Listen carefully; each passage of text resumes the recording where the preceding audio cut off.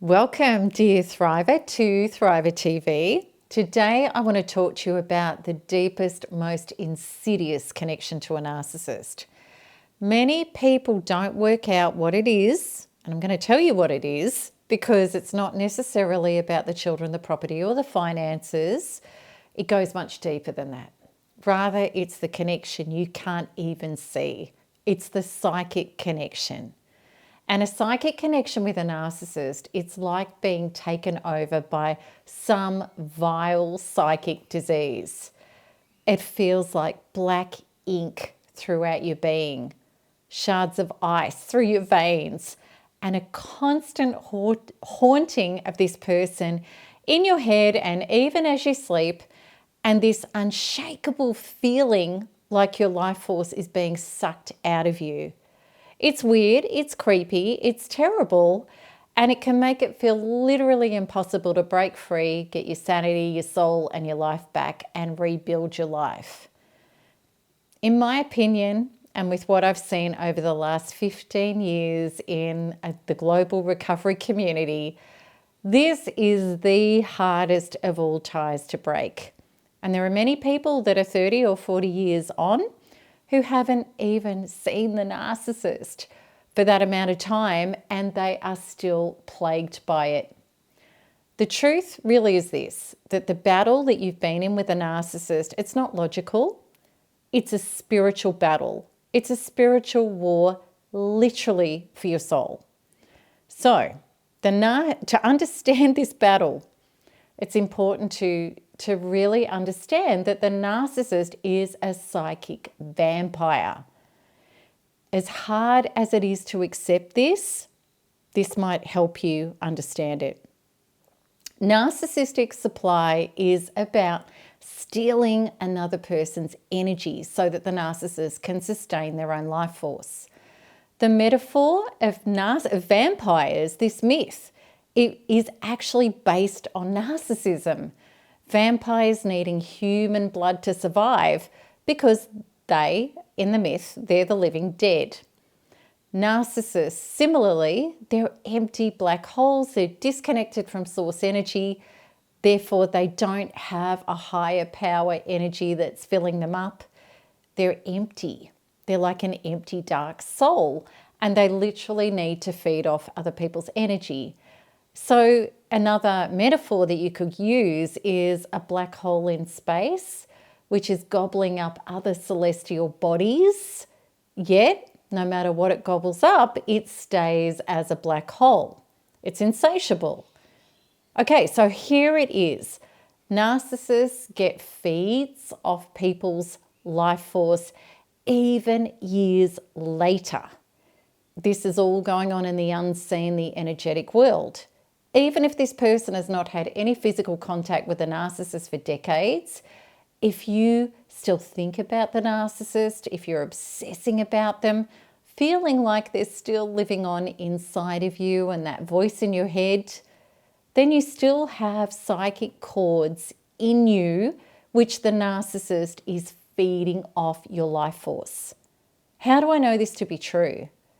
Because over the years with people who are on the NARP program and with personal clients, I've seen the evidence of this over and over again, that when people get free of the narcissistic inner cords, when they do the inner work, the quantum inner work to free themselves from that, what happens is they can be contacted by the narcissist out of the blue, even after decades.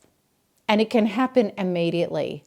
It doesn't always happen, but it's happened enough times that it is absolutely not a coincidence.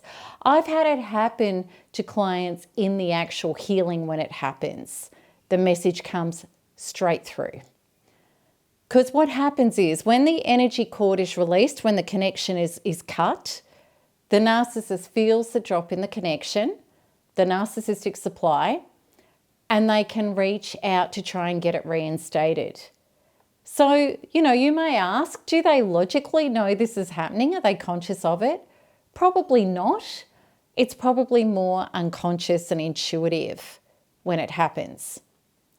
So if this student or this client who's doing the quantum inner work keeps cleaning up and out, even if the narcissist tries to rehook, the narcissist doesn't succeed. They get free of the feelings, these people, of the psychic terrorism.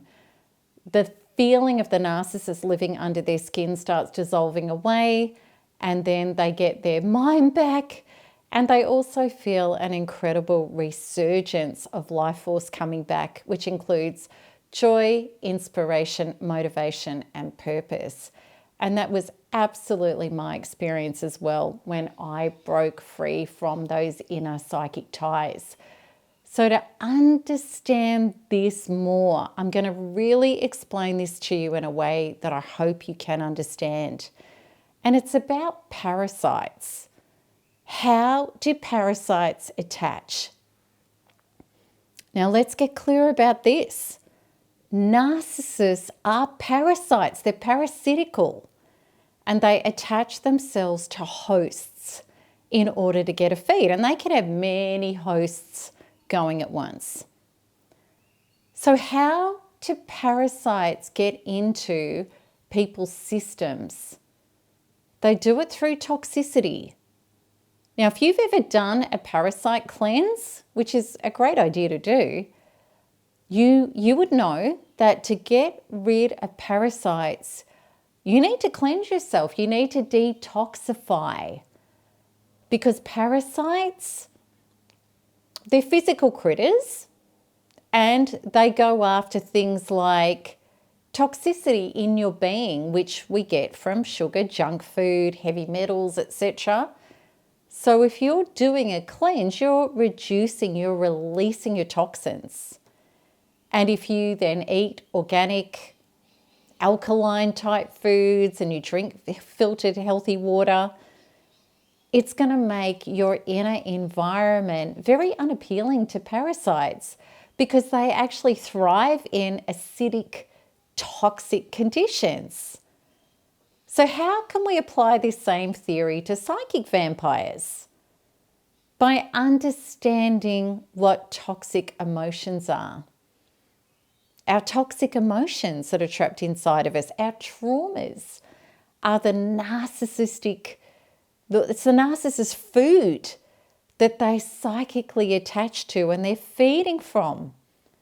That's what dark entities do. They go after painful, fearful energy. It's their food. So this is our unhealed traumas, our despair, feelings of unlovableness, our unresolved losses, heartbreaks, feelings of victimization, and in fact, any negative emotional states that we've not released and shift upwards from, that we haven't healed to completion. And it's really interesting, of course, that when we're stuck in toxic emotional internal trauma, that we absolutely do the things that are also unhealthy, such as drink alcohol, smoke, eat bad food. We can have sugar addictions and we indulge in other habits that increase the toxic load emotionally and physically, making us incredibly susceptible to physical and psychic infiltration from parasites and from external narcissistic people as well as parasitical critters. It's all a vicious cycle.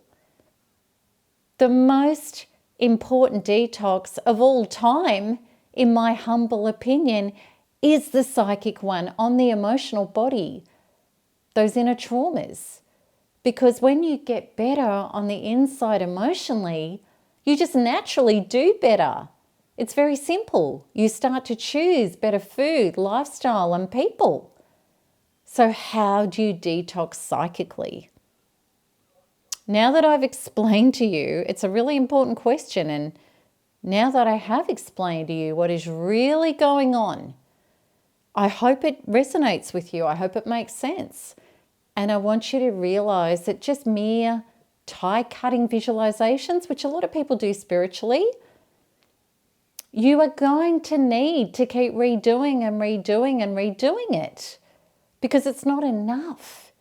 If you don't clean up the inner emotional toxicity, those inner traumas and triggers, if you don't clean it up, well then the tie cutting visualization is only a band-aid that's going to keep falling off.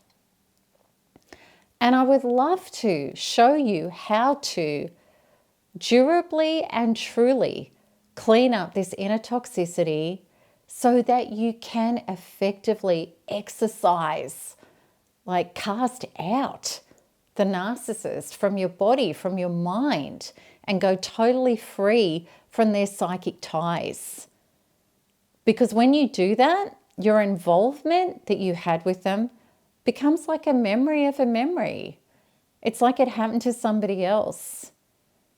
And by getting this done, not only will they fade away into the background, as well as all of your narcissistic abuse syndrome symptoms, your life force won't be stolen anymore, and you won't be susceptible to parasitical narcissistic infiltration in the future. So if this makes sense to you and you want to learn how to do this effectively, I'd love you to come into my free 2-part masterclass, because I'm going to explain the deeper truth about all of this and show you the process, Quantum Freedom Healing, which gets this done faster and more directly than you could possibly imagine. So I really hope that this episode has helped. And until the next one, keep smiling, keep healing, and keep thriving, because there is nothing else to do. And check out the link for my 2-part masterclass in the show notes. Lots of love. Bye-bye.